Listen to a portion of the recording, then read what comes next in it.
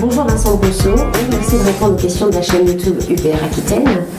Vous êtes spécialiste des questions monétaires de l'UPR, vous avez un doctorat en économie, un doctorat en mathématiques et vous avez commencé votre carrière comme trader dans une grande banque à Paris. Puis en 1998, vous êtes entré à ce qui allait se nommer la BCE. Alors, comment avez-vous postulé pour entrer dans cette banque? De la façon la plus simple qui soit, j'ai écrit une lettre. Je suis probablement d'ailleurs le seul de toute l'histoire de la BCE à avoir jamais posé ma candidature dans une langue autre que l'anglais, puisque j'ai candidaté en français.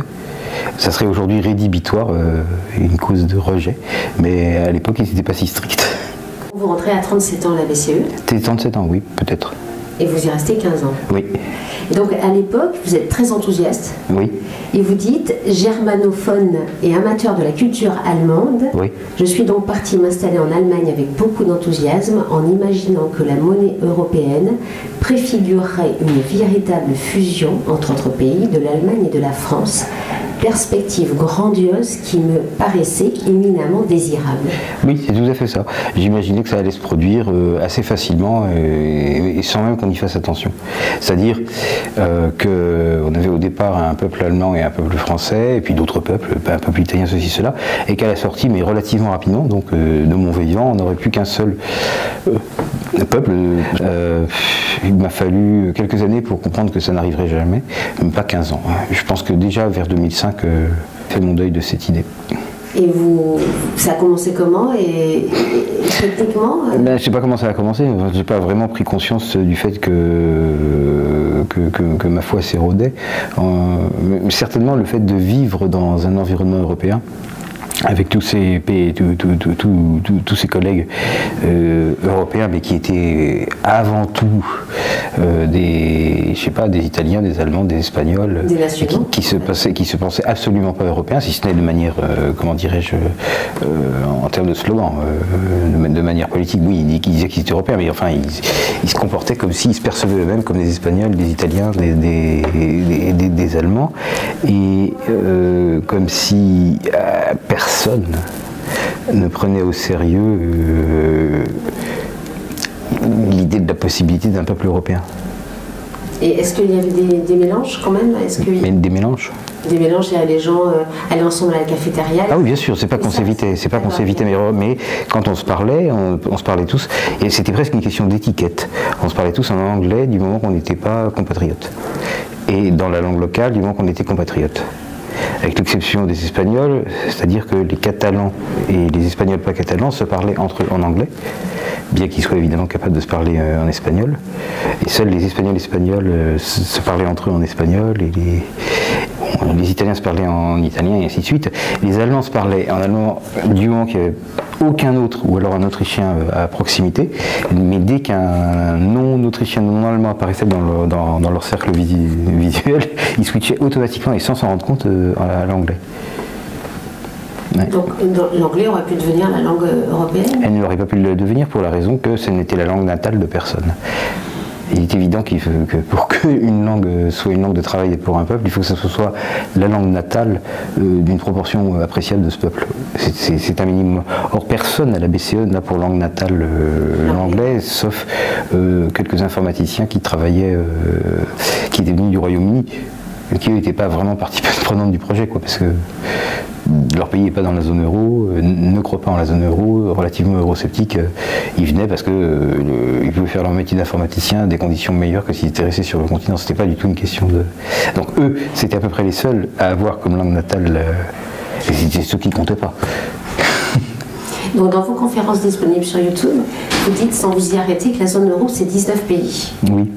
Mais c'est assez étonnant qu'on ne parle jamais de ceux qui n'y sont pas. Donc parmi ceux-là, il y a la Bulgarie qui a dit que son pays renonçait à abandonner sa monnaie nationale pour l'euro du fait de l'incertitude entourant la pérennité de la monnaie unique. Donc ça en fait un qui a priori ne rentrera jamais dans la zone euro.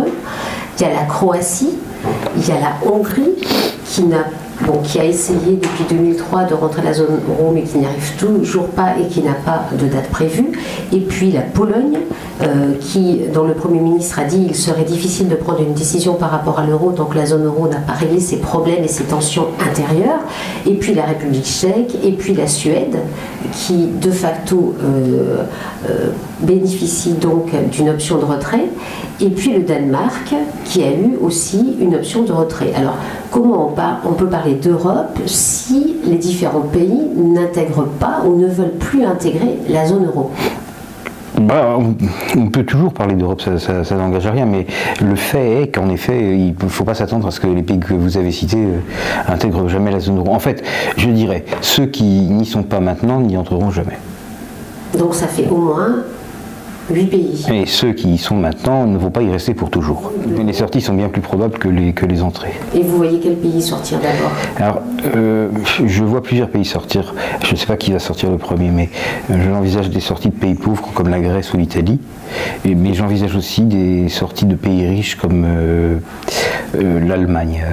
Dans ce dernier cas, cependant, des raisons politiques font que l'Allemagne ne peut pas dire je renonce à l'euro et à la construction européenne, donc elle s'y prendrait d'une manière un peu plus discrète en faisant intégrer dans le mécanisme de l'euro des clauses qui feraient que de facto ça ne serait plus une monnaie unique. Mais ça pourrait être présenté au grand public comme étant resté une monnaie unique pendant encore un certain temps. Je veux dire, TF1 n'irait jamais dire l'euro est mort, alors que de fait l'euro serait mort. C'est ce que j'appelle le principe de la sortie furtive. Et puis au bout d'un moment ça deviendrait évident pour tout le monde, mais la responsabilité première de l'Allemagne serait effacée. Effacée, diluée. Diluée, émoussée, moins visible. Robert Mundell, qui est un économiste qui a eu le prix Nobel d'économie, est souvent repris pour les Européens qui veulent encore de l'Europe comme le théoricien de la zone euro. Pourtant, il disait qu'une zone monétaire optimale, c'était surtout une zone politique. Donc, j'aurais voulu vous exprimer sur le fait de dire qu'est-ce que c'est une zone monétaire optimale en fait. Je ne sais pas vraiment moi-même parce que ça dépend d'un modèle très précis de Mundell que je n'ai pas étudié dans le détail. Mais il faut voir que c'est quelque chose qui a une validité, une réalité si vous voulez, uniquement dans ce cadre formel. C'est pas censé être un élément du monde réel. Donc il a un certain modèle de sa science macroéconomique qui est stylisé, et dedans il dit si ça vérifie telle et telle propriété d'axiome, éléments de définition, alors j'appelle ça une zone monétaire optimale. Mais il faut se garder de croire que dans le monde réel il y a des choses pareilles, quoi, des zones monétaires optimales. Il disait d'ailleurs que les États-Unis n'étaient pas une zone monétaire les États-Unis optimale. qui appartiennent en effet au monde réel et ne ressemblent pas à une zone monétaire optimale telle que lui la pense, puisque dans une zone monétaire optimale à la Mundell, je ne pense pas qu'il puisse y avoir de transfert d'un sous-ensemble vers un autre sous-ensemble, alors que dans les États-Unis vous avez des transferts à travers le budget fédéral qui vont d'un État à un autre. Donc est-ce qu'on est encore encore proche du concept de zone monétaire optimale qui voulait inventer, je ne sais pas. Mais c'est pareil, même dans des pays qui sont à l'intérieur de l'Europe. L'Italie du Nord subventionne l'Italie du Sud, et la Corrèze est subventionnée par, je ne sais pas, des départements riches. Pourquoi? Parce que la solidarité nationale l'emporte à cette échelle sur des questions purement d'argent. Et c'est précisément ça qui ne se reproduit pas à l'échelon européen. C'est-à-dire que autant on peut imaginer que l'Italie du Nord finance l'Italie du Sud parce que c'est toujours des morceaux d'une même nation, autant on ne peut pas imaginer que l'Allemagne finance l'Italie parce que ça ne l'est pas. Ils ne sont pas les éléments on rejoint ce dont on parlait au début, ils ne sont pas les éléments d'un peuple unique. Donc ils ne vont pas accepter. Par rapport à ce que vous disiez sur le travail à la BCE, ont tendance à défendre justement leur pays. Maintenant, Non, c'est pas qu'ils défendent leur pays, ça ce serait pas vrai. Mais ils se sentent de leur pays et ils ne se sentent pas européens. Oui, mais les Allemands sont en colère contre les Grecs.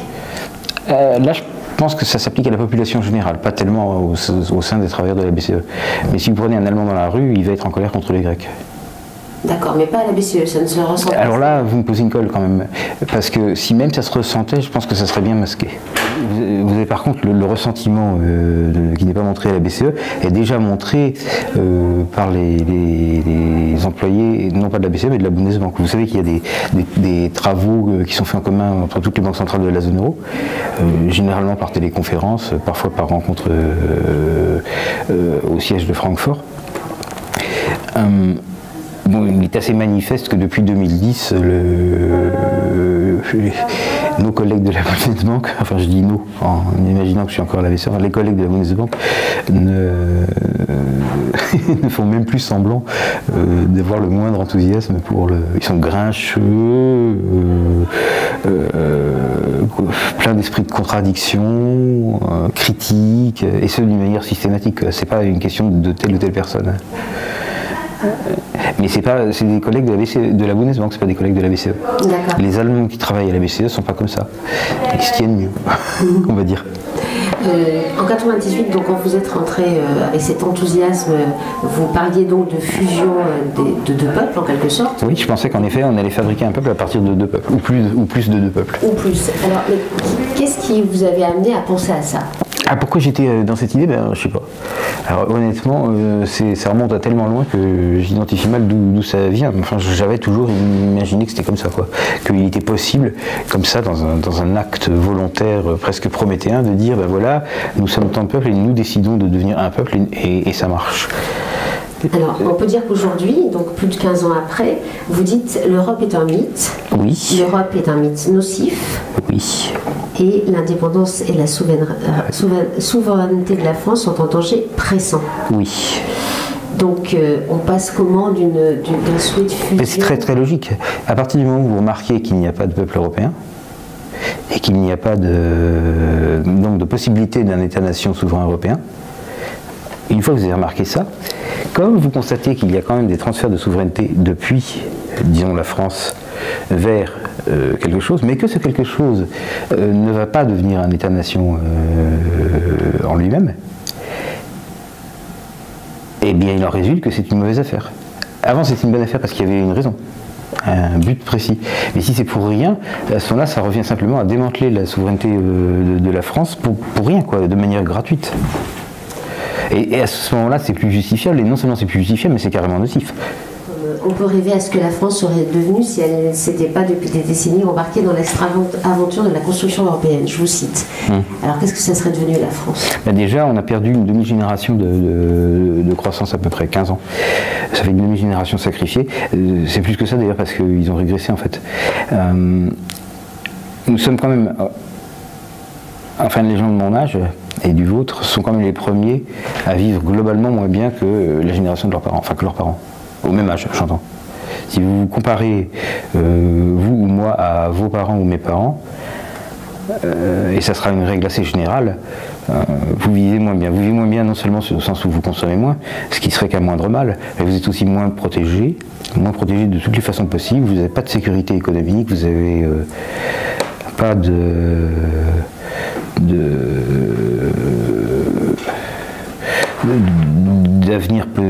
d'avenir que vous puissiez envisager avec sérénité. Enfin, la vie est devenue moins agréable et c'est la première fois que ça arrive. C'est-à-dire que normalement, les générations suivantes vivaient mieux que les générations précédentes. Si vous récupérez la souveraineté de la France, si l'UPR arrive au pouvoir, quels sont les conseils que vous donneriez à François Asselineau au niveau monétaire? Là, ça va être un petit peu technique, mais enfin, ça va revenir à avoir une sortie de l'euro immédiate. Je ne vais pas détailler. Ça peut se faire très vite. On a l'impression que la Grande-Bretagne traîne un peu. Ah non, parce que la Grande-Bretagne, c'est pas du tout la même chose, elle ne sort pas de l'euro. Donc pour elle, la question n'existe pas. D'accord. Alors pour la France, ça se passerait comment? Pour la France, ça se passerait d'une manière beaucoup plus rapide que la sortie de l'Union européenne. C'est-à-dire que ça se peut que pendant la période où la France reste dans l'Union européenne, la monnaie française continue de s'appeler euro. Elle n'en restera pas moins séparée en ce sens où elle sera plus liée à 1 pour 1. Un taux de change de 1 pour 1 avec l'euro résiduel. Et on retrouvera rapidement le fait qu'il y ait une monnaie en France qui ne soit pas la même que celle des autres. Mais qui s'appellera peut-être l'euro ou alors... Elle pourra s'appeler l'euro pendant une phase de son histoire, mais ceci est de peu d'importance. Ça n'a d'intérêt que pédagogique et j'espère qu'on réussira rapidement à la faire s'appeler le franc. Mais c'est pas ça qui fait la substance du changement monétaire, c'est pas le nom. La substance, c'est que aujourd'hui, si vous voulez, les euros émis par la Banque de France, qui sont en fait la monnaie de la France, sont liés aux euros qui sont émis par la Banque centrale de l'Italie, parce que chacune des deux a un engagement envers l'autre à reprendre celle de l'autre au taux de 1 pour 1. sans limitation aucune, ni de quantité, ni pas. Voilà. C'est ça en fait qui constitue l'union monétaire et c'est ça à quoi on va cesser de participer du jour au lendemain.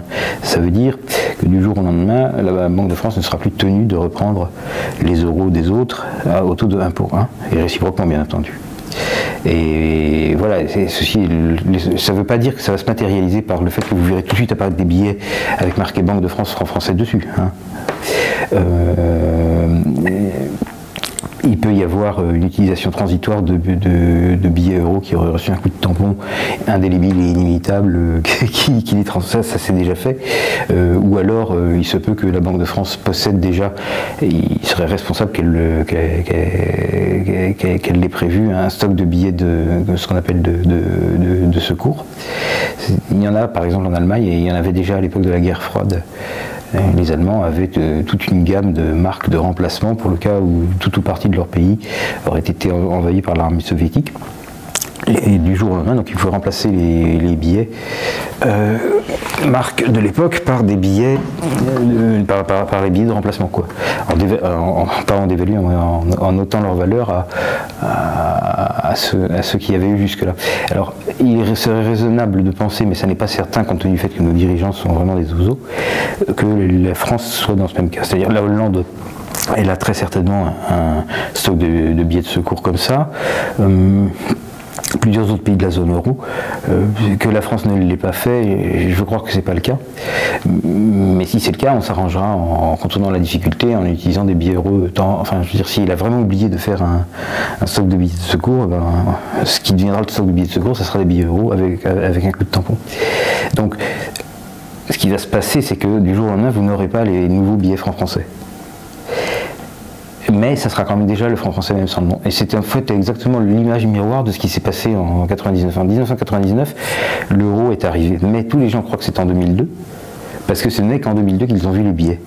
Et dans la phase intermédiaire, entre 1999 et 2002, eh bien, en fait, votre billet de 100 francs, vous croyez que c'était un billet de 100 francs, mais en réalité, c'était un billet de 15,42 € qui ne disait pas son nom. Vous aviez déjà l'euro et vous ne le saviez pas. Et ça sera pareil, mais dans l'autre sens. C'est-à-dire que vous aurez déjà le franc, mais ça ne sera pas immédiatement visible. D'accord. François Asselineau, donc la campagne a franchement bien commencé aujourd'hui. Vous le trouvez comment, notre président de l'UPR? Mais je trouve qu'il est parfaitement maître de lui, à son aise. Et si j'osais, le mot qui m'est venu à l'esprit, c'est souverain. Merci Vincent Brousseau.